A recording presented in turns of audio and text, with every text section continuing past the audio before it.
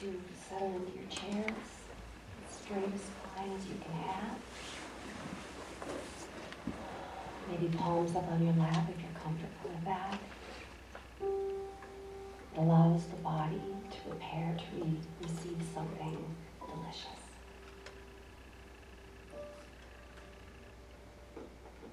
Take a deep breath in your own rhythm. And thank the breath for its nourishing every cell, tissue, and organ. The breath is life itself. Now with one more breath in your own rhythm, bring a smile of gratitude to your lips. You are exactly where you are to be right here in this moment. Our higher selves are activated so that we can see right through the illusions that surround us, stopping just long enough to see that we have appeared to see things in reality that in many cases are not, and that our new reality is being created in this moment and moment by moment by each one of us. It is love that we will focus on today. Our love for ourselves, the love for the divinity in all of humanity, and our own personal connection that we share with the divine. We focus on the love that we have for others in our circles of influence and far beyond. Love is the connective tissue that binds our hearts and beings together. I invite you to silently, to yourself, say the word grace. That's it, repeat it. Repeat it again. Step into the feeling of what grace feels like.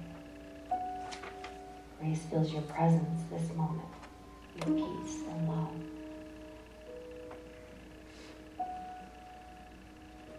You cannot have one without the other. Grace and peace, for one leads to the other. Stepping into grace is what unconditional self-love feels like. So breathe here. Breathe in and feel grace. Right here, right now. Now create a visual, if you will, that represents who you are when you are curious, compassionate, kind-hearted, and unconditionally loving yourself and others. We see all of those here on our earth who have forgotten that they too are loved. We ask them to come together with us if they would like, and we embrace them. All of them, yes, all of them. We feel the lonely, frightened, dark parts of us. We feel them being filled with pure, radiant, brilliant, illuminating love and light. We receive it oh so well. We all begin to feel hope in new ways. We feel that our lives are worthy, and together we remember love in its purest form. We begin to realign and recall our agreements. You know, the ones that you made before you came here to earth. Ah, yes, that agreement. You agreed to evolve within the human experience. You made an agreement to expand your consciousness so that you could expand the consciousness of the earthly mother as a whole. You agreed to move through your spiritual pain as well as the pain of others. You are here by your own choice, by your own divine appointment. You agreed to walk this particular talk in this lifetime, and so you are. You are and will continue to experience your meaning and your purpose for being here. You will express your passions and desires fully and boldly. You will enter and embrace a plethora of relationships, bonding, belonging, and finding your tribes. Yes, there will be several. Whilst you are here, you will experience and express compassion, grace, and forgiveness for the self and for others as well. You will connect to hopes, your desires, and you will find yourself bringing your dream lives into your own reality here on earth. And you will believe. You will dance the dance of lifetimes. You will lead, and then you will change hands again and again, because you can, and because you will. Your desire is for true happiness, that which comes from within. So you will find this joy and realize a life within this human experience to be a life free from regret. This is it. This is the time right now. Beloved one, we are co-creating a new world, basking in the energy of the fifth dimension. We are able to see clearly, manifest powerfully, transmute old energy into new, work and play together. And celebrate. We release the past and live in the present inside the sparkling energy of the divine, for the truth is always in the sparkle. Those who chose a path of awakening, which each of us in this room has done, understand how this all works and hold the torch high to walk through the illusion of darkness. We are the light bringers. We are here to be happy, to be of service in this way. It is our chosen destiny. It is our agreement with the divine. For we are being held by the divine as the divine. We are being held by the divine as the divine.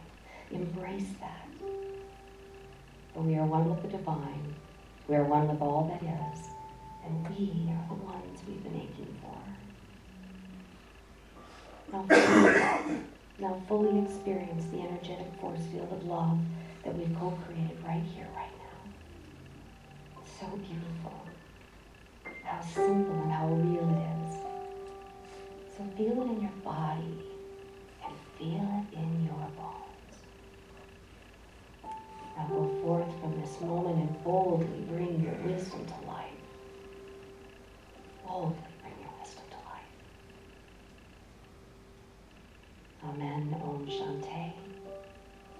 And so it is, blessed be.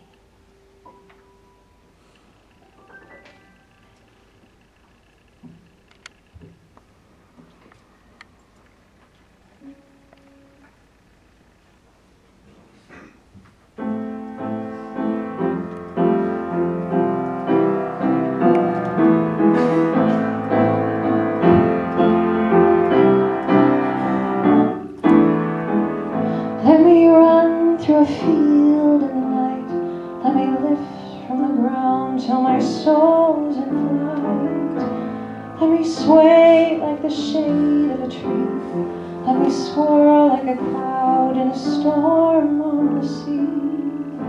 Wish me on my way through the dawning day. I wanna flow, wanna rise, wanna spill, wanna grow in a grove on the side of a hill. I don't care if the train runs late, if the checks don't clear, if the house blows down, 'cause I'll be off where the weeds run wild, where the seeds fall far from this earthbound town, and I'll start to soar. Watch me rain till I pour. I'll catch a ship that'll sail me astray. Get caught in the wind, I'll just have to obey till I'm flying away.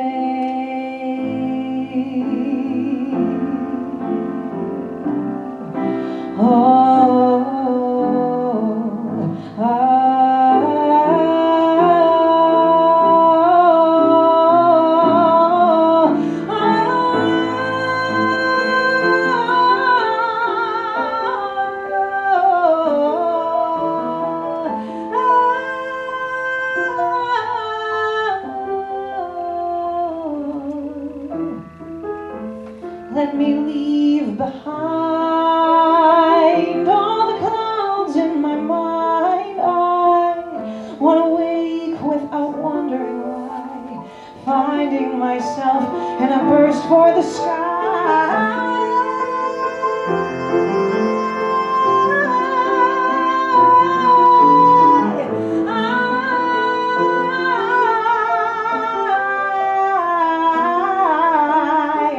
I'll just roll, let me lose all control. I want to float like a wish in a well, free as the sound of a sea in a shell. I don't know, but maybe I'm just a fool. I should keep to the ground, I should stay where I'm at. Maybe everyone has hunger like this, and the hunger will pass, but I can't think like that. All I know is somewhere through a clearing, there's a flickering of sunlight on a river long and wide, and I have such a river inside. Let me run through a field in the night, let me lift from the ground till my soul is in flight. Let me sway like the shade of a tree, let me swirl like a cloud in a storm on the sea, and wish me on my way through the dawning day. I want to flow, want to rise, want to spill. I want to grow on the side of a hill.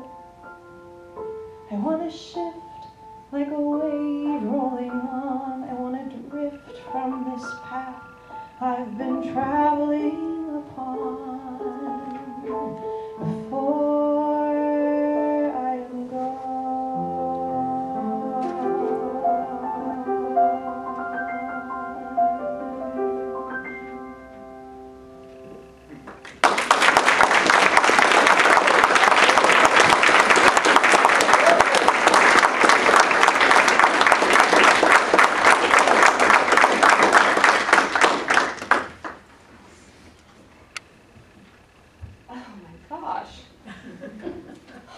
I want to cry, but that could have damn things. Give me a second. You know, it happens all the time. This is when, you know, the songs and the music have everything to do with the message, with not even knowing what that is. Thank you, thank you. Oh, the ship and the anchors. So, well, I'm so happy to be here. It's my home, my home. Thank you for that introduction, Peggy. And what I would say is that I'm you, you are me. We have the same experiences with different people, same conversations, joys, pains. They just show up at different addresses, right? So I'm really happy to be here today. But let's get down to the agreements. The agreements that we made, you know, the ones we made before we came here. The ones that have to do with how we walk our talk, how we do this lifetime, those agreements. I mean, you'd have to agree that we made some kind of agreement to get here, right? We said yes to something. We also said yes, every one of us, to evolving, to growing, to expanding our consciousness, to expanding the consciousness of the planet as a whole. We said yes to participate in the human condition, and we said yes to embrace the human experience. And did you know there's a difference? The human condition, that's that place where Rachel talked about in the song, that place that we go where we have our challenges, we have our conversations, we have our biggest growth spurts. That's the place where we find suffering, where we choose suffering. We also choose how long to stay there, don't we? That's the place where we have these oops, these growth spurts. And when we have too much, what do?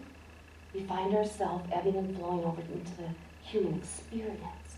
As spiritual beings, having this human experience and agreeing to grow here, we have to replenish ourselves. We have to reconnect with who we really are, with the divine, our higher selves. We have to say yes to that. We have to get that drink. So we go over here into the human experience, and we replenish and we say, I catch my breath. But then what happens? Something in our life takes place, there's an event, and here we are drawn back over into the human condition.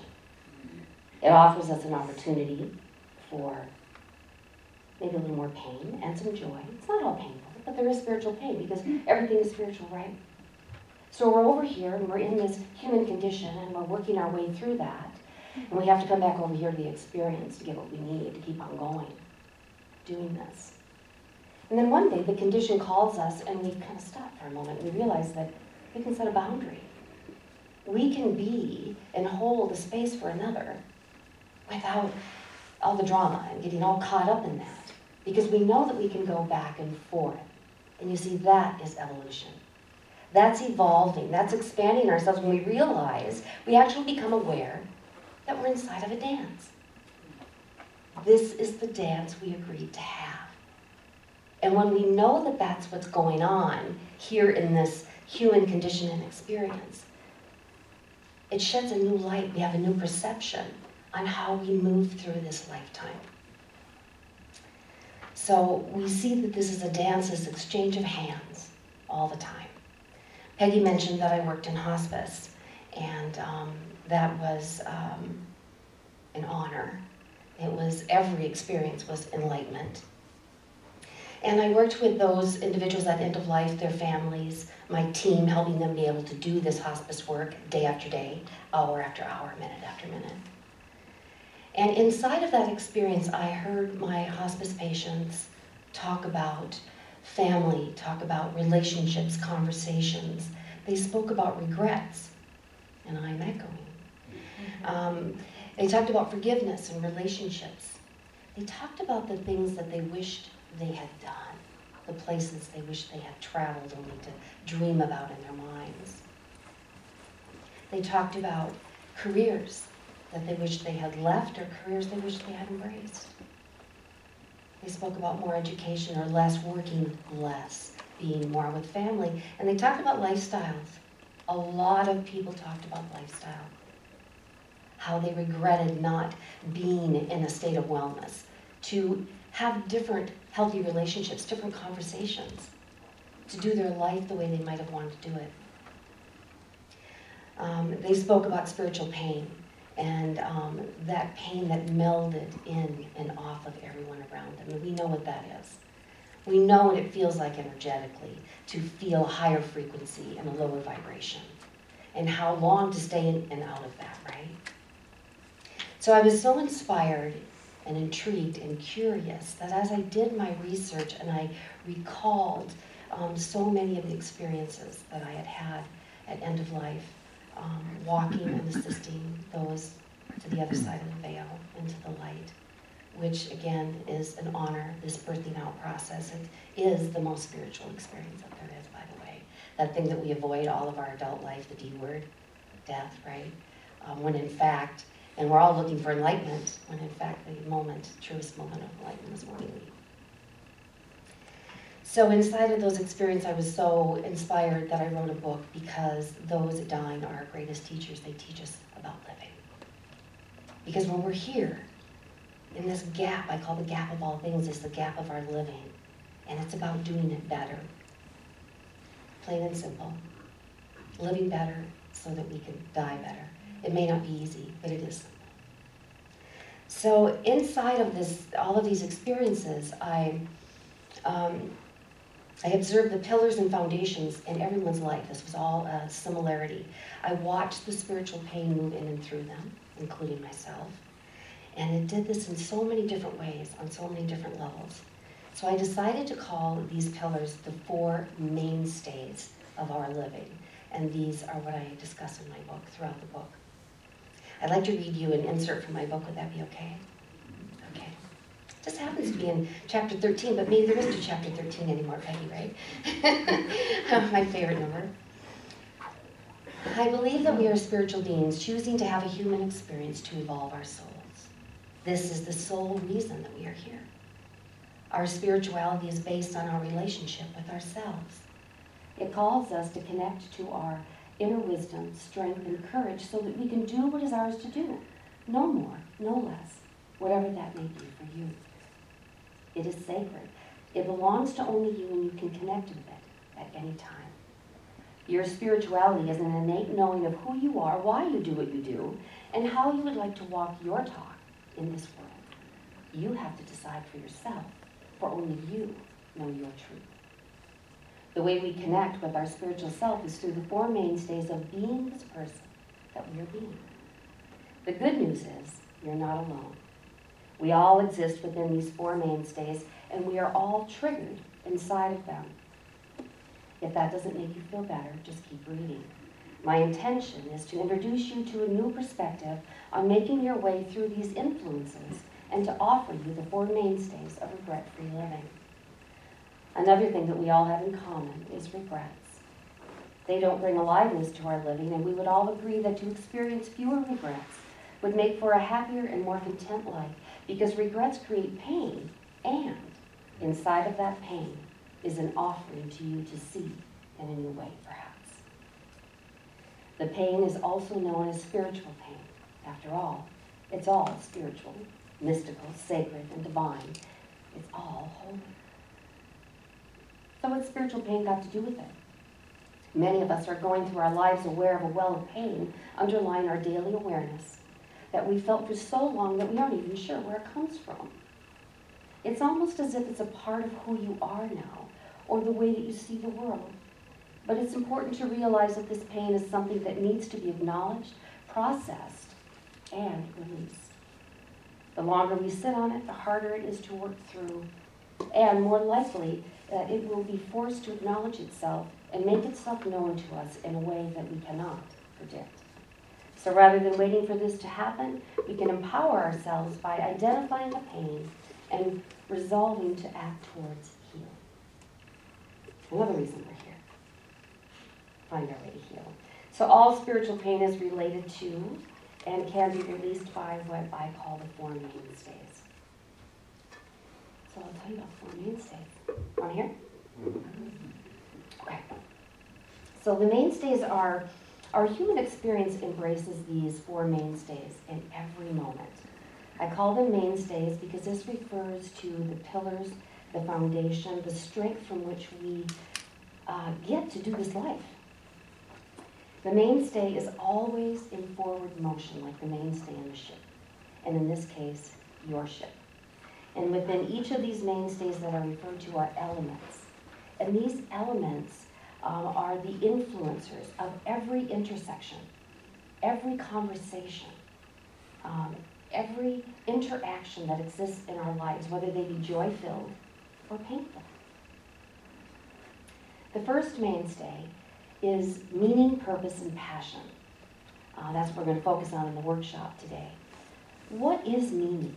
You know, that's a big question. What's the meaning of life, right? But what is meaning in my life? Am I surrounding myself in spaces and places that bring meaning to me? Can I feel that? And am I offering meaning out into the world? And purpose, there's a big one. Somewhere along the line, we were led to believe that we have but one purpose. Anybody stressed about that? Any pressure about your purpose? I mean, you know, the questions they're so interesting, but we've all asked them. Am I doing my purpose? Am I fulfilling it? Will I know it when it shows up? Will I do it right? Did I miss it? Did it already come? We were led to believe that somewhere along the line there was but one purpose, one thing that we were here to do. That's silly, isn't it, when you think about it? Every conversation, every relationship, every intersection, every interaction is an opportunity for a new door, a new something that rises up in us, something that brings God bumps, goosebumps, passion, something we feel in our physical body that says, oh, that's an aha moment. I could do that. I could engage myself in that, right? And passion, well, that's what that is. We feel it. We feel passion in our bones, in our physical body. And can we have passion without knowing what our purpose and meaning is? What do you think? Yeah, sure. So that's the first mainstay, and we'll be talking about meaning, purpose, and passion in the workshop today. The second mainstay is bonds, relationships, and belonging. You know, what am I bonded to? You know, what values bond me to certain individuals, to certain belief systems, What are my bonds? Sometimes we don't think about that. You know, when somebody asks you, what are your values? That's an intricate question. And relationships, well, gosh, we'll have hundreds, if not thousands of relationships in our lifetime. And what do they offer us? You know? I mean, sometimes we think that we have all these relationships so we can teach people something, right? And when in fact, every one of these relationships is giving us an opportunity not just to maybe offer something to someone else, but to see something inside of ourselves, to know ourselves a little bit better. We'll have so many relationships. But the key relationship, and this will be one of my talks, is the relationship with the self. Then the relationship with the divine. Then the relationship with others. Why in that order? Because we have to get good here. If we don't get good with ourselves, we're one with the divine. How are we connecting to that higher place, that upper room, the velvet room I call it? How do we do that? We have to get good here. Authenticity. We have to connect and know how to go to that higher place whenever we need it, but more often than we're doing it. Relationships and belonging, well, innately, we have a greater sense or urge or ache or desire to belong than we do to survive, to eat. We must belong. We will find our tribes, and there'll be many of them. The things that we're passionate about, music, gardening, food, cooking, speaking, writing, whatever that is, we'll find all those tribes. This is a tribe right here. You come here to drink, right? You come here to refresh. You'll find your belonging. And the third is compassion, grace, and forgiveness. And here we're back to the self. Everyone in this room is compassionate. I can see it and I can feel it. And that's what we do, that kind-heartedness, we put that into the world, right? But the truth is, we are only as compassionate as we are with ourselves. We must be compassionate with ourselves first to truly say I'm wholeheartedly giving of compassion to someplace else in the world, to someone else in the world. Grace. We talked about grace in the meditation. It's one of my favorite words. In fact, I named a dog Grace once. She was not graceful, but kindness, grace.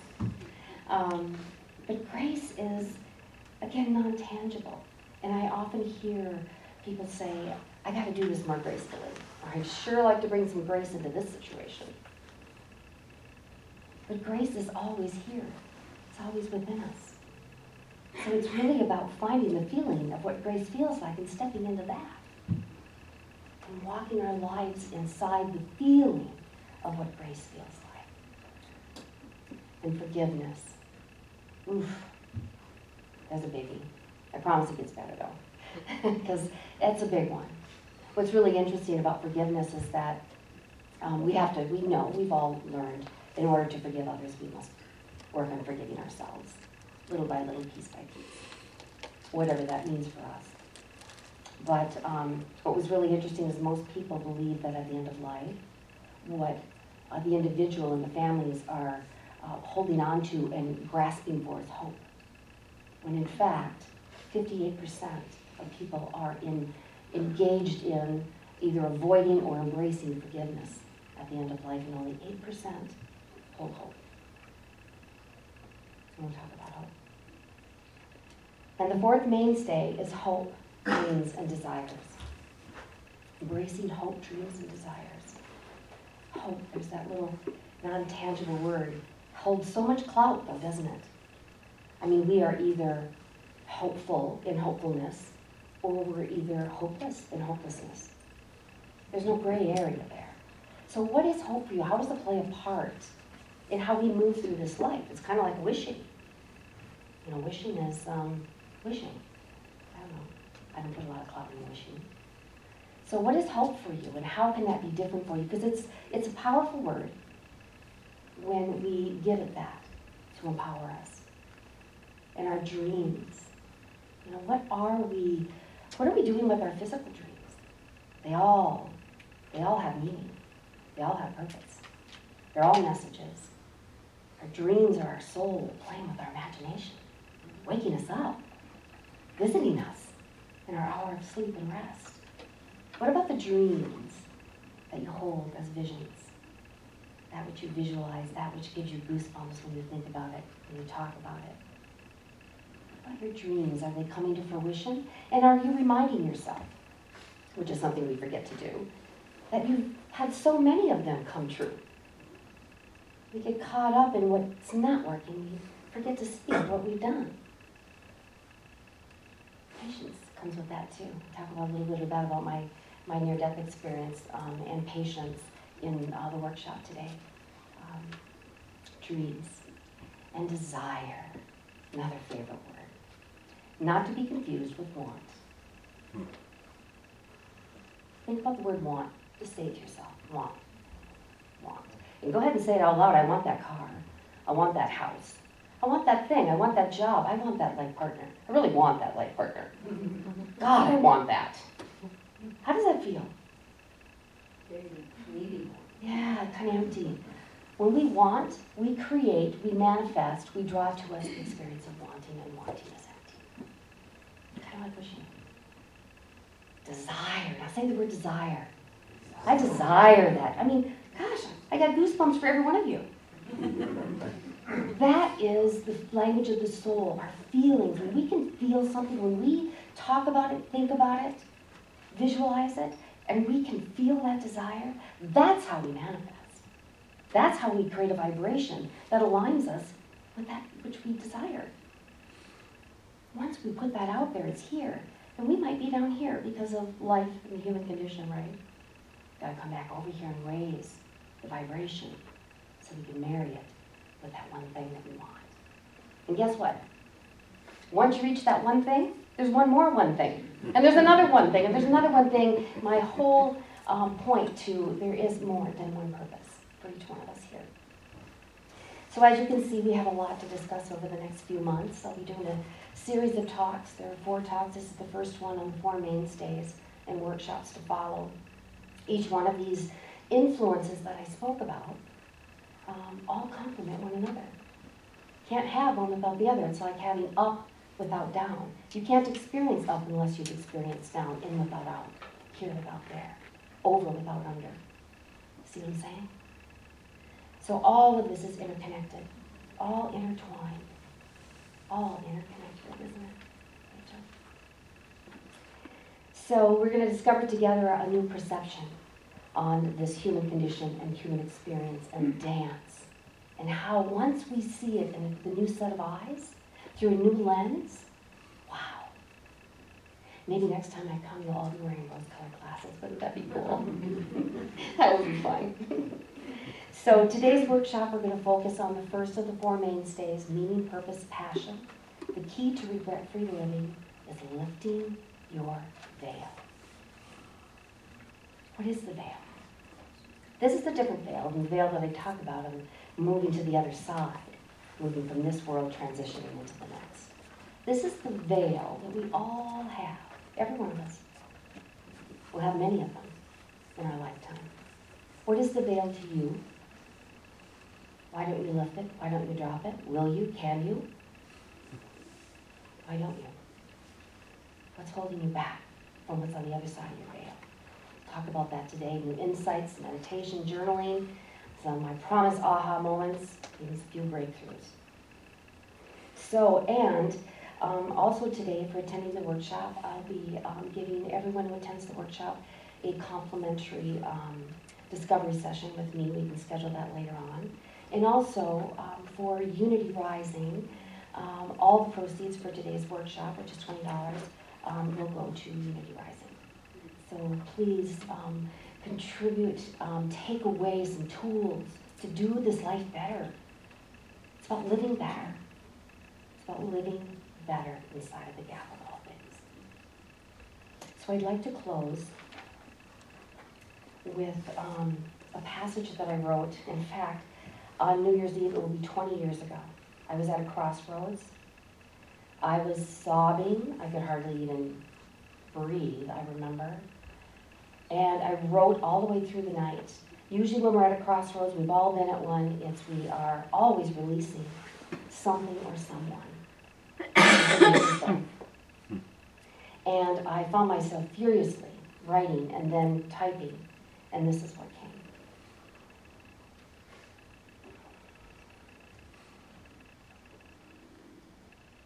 Our inward journey. Like you, I am a traveler in a world that lies around me.